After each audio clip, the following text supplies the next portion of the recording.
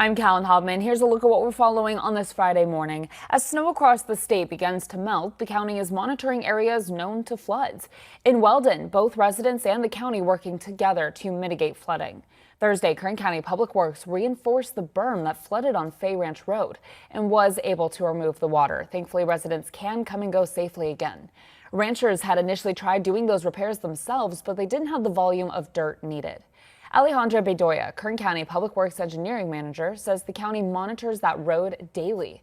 Earlier this year, the road was completely flooded and cut residents of Fay Canyon off for days if they didn't have vehicles that could go through the water.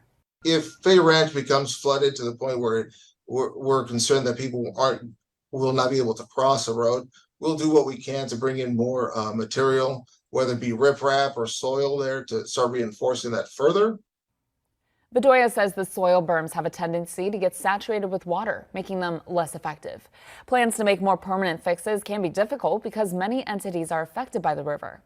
Bedoya says county agencies are working closely together to monitor the situation. Now to an update on the Lake Isabella Dam. It is now under full control of the U.S. Army Corps of Engineers.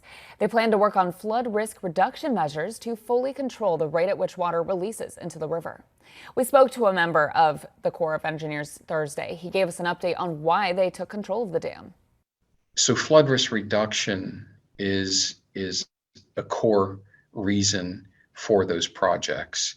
They are flood risk reduction projects, and so 365 days a year, we are managing the water based upon the current weather, future weather forecasts, the amount of water that's in the reservoir, and of course downstream demands.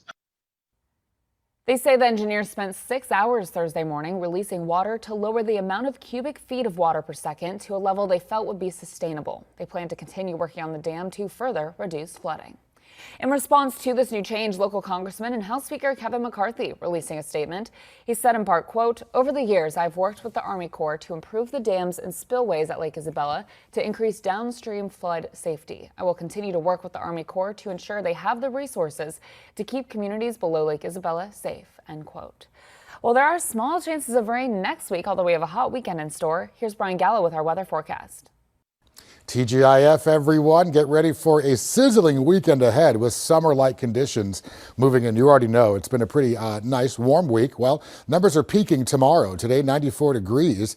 This is what's happening. This area of high pressure lingering until about Saturday into Sunday, and then we'll say goodbye and replace it with this bad boy right here, a fairly sizable area of low pressure. You can see these rain bands are looking to stretch all the way into parts of Mexico. So keep that in mind. Right now, we're looking at about a 10 to 20% chance of rain. Another shot as far as water vapor is concerned. So plan accordingly. Tomorrow looking to be the warmest day of the week. There's that shot of rain as I mentioned. Clear conditions today and no wind for us to worry about. Mountain areas, stay safe on those roads. Again, a chance of rain will return next week.